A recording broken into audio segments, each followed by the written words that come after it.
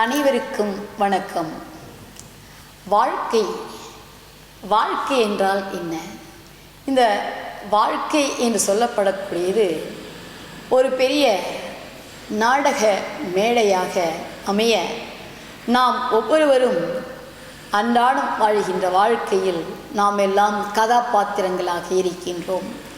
இப்போ கதாபாத்திரங்களாக இருக்கின்ற நம்முடைய வாழ்க்கை தான் என்ன, மனித வாழ்க்கை என்றால் என்ன என்றெல்லாம் நமக்கு சிந்தனைகள் ஒரு சில சமயத்திலே வரக்கூடியதாக இருக்கும்.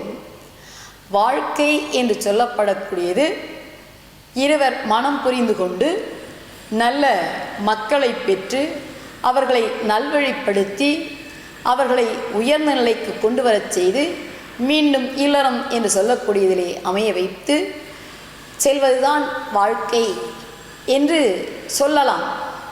ஆனால் அது உண்மையான வாழ்க்கையாக ஆகுமா என்று அறிந்து கொள்வோமா?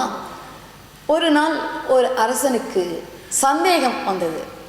வாழ்க்கை என்றால் என்ன, அதை யாரிடத்தில் கேட்பது என்று அவன் சிந்தித்து பார்க்கிறான். ஒரு முடிவுக்கு அவனால் வர முடியவில்லை. ஆகையால் என்ன பண்ணினான் என்று சொன்னால், அவைக்களத்தை கூட்டினான். அமைச்சர்கள், புலவர்கள், சான்றோர்கள், மகான்கள், முனிவர்கள் யார் யார் இருக்கிறார்களோ அத்தனை பேரையும் ஒருங்கு திரட்டினான். ஒன்றாக கூடினார்கள். அப்படி கூடியவர்களிடத்திலே ஒருவரை பார்த்து கேட்டான் அந்த அரசன், ஐயா, மனித வாழ்க்கை என்றால் என்ன? உங்களால் அதை புரிய வைக்க முடியுமா என்று சொன்னால் எனக்கு கூறுங்கள் என்று கேட்கிறான். அந்த வந்திருந்தவர் எழுந்து சொல்லி அரசரை வணங்கி என்ன கூறினார் தெரியுமா? வாழ்க்கை என்று சொல்லப்படக்கூடியது இன்பம் நிறைந்தது, மகிழ்ச்சியானது. துன்பம் என்று சொல்லப்படக்கூடியதே கிடையாது. இன்பம், அனுபவித்தல், சுகப்படுதல் என்று சொல்லப்படக்கூடியது மட்டும்தான் வாழ்க்கையாகும். அதுதான் இன்பம்.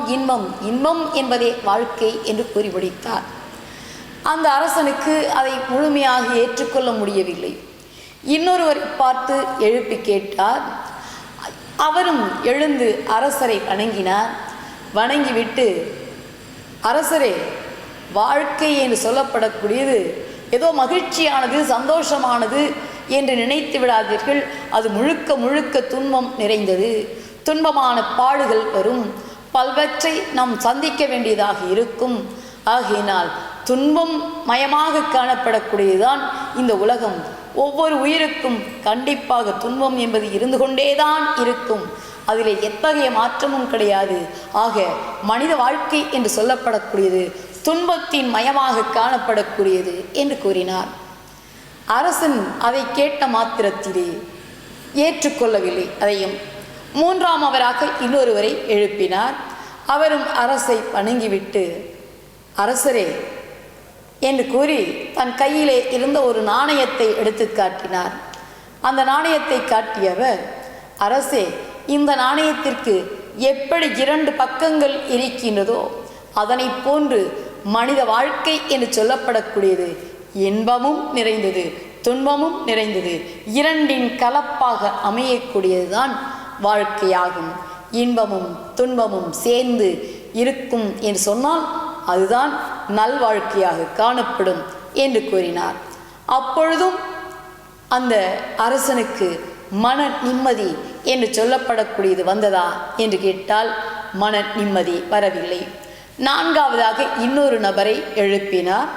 அந்த நபரும் அரசனை வணங்கினார். வணங்கி அவர் சொல்ல வருகின்ற பொழுது அங்கே ஒரு ஜன்னல் காணப்பட்டது. அந்த ஜன்னலிலே ஒரு புறாவானது வந்து அமர்ந்தது. ஏன் அந்த புறா வந்து அமர்ந்தது என்று சொன்னால், வெளியிலே மழை பொழிந்தது.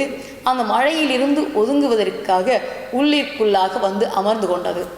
அப்போ அந்த நான்காமாக எழுந்தாரே ஒரு பெரியவர், அவர், அரசே, அந்த ஜன்னலை பாருங்கள், ஜன்னலில் வந்து அமர்ந்திருக்கின்ற புறாவை காணுங்கள், ஏன் வந்தது என்று உங்களாலும் என்னாலும் சொல்ல முடியும் மழையின் காரணமாக. ஆனால் வந்த இந்த புறாவானது எப்பொழுது இந்த ஜன்னல் இடத்தை விட்டு பறந்து போகும் என்பதை நானோ நீங்களோ சொல்ல முடியாது. அந்த பறவையாலும் நினைக்க முடியாது. அதற்கு என்று வந்த நேரம் எதுவோ அதே நேரத்திலே எப்பொழுது செல்ல வேண்டும் என்று நேரம் கிடைக்கின்றதோ அப்பொழுதுதான் அது போகக்கூடியதாக இருக்கும். இதை போன்றதுதான் வாழ்க்கை என்று கூறினார். ஆம் அன்பர்களே, இந்த உலகத்தில் நாம் பிறந்திருக்கின்றோம். பிறந்தவர்கள் வாழ்விலே எப்படிப்பட்டது என்றால் இன்பம் துன்பம் என்று சொல்லப்படக்கூடியது கண்டிப்பாக அமையக்கூடியது தான்.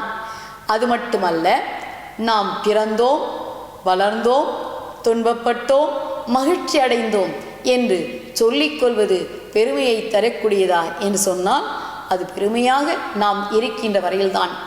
ஆனால் பிறப்பு என்று சொல்லப்படக்கூடியது ஒன்று இருக்கும் என்று சொன்னால் கண்டிப்பாக இறப்பு என்று சொல்லப்படக்கூடியது இருக்கும். ஆகையினால் பிறப்பு என்பது தோன்றி எங்கே ஒடுங்கக்கூடியதாக இருக்கும் என்பதை நானோ நீங்களோ அறிய மாட்டோம்.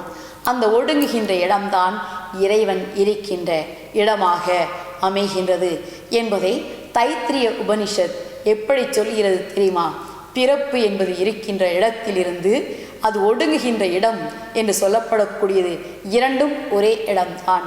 அந்த இடம்தான் இறைவன் தங்குகின்ற இடம் என்று சொல்லுகின்றது தைத்திரிய உபனிஷத்.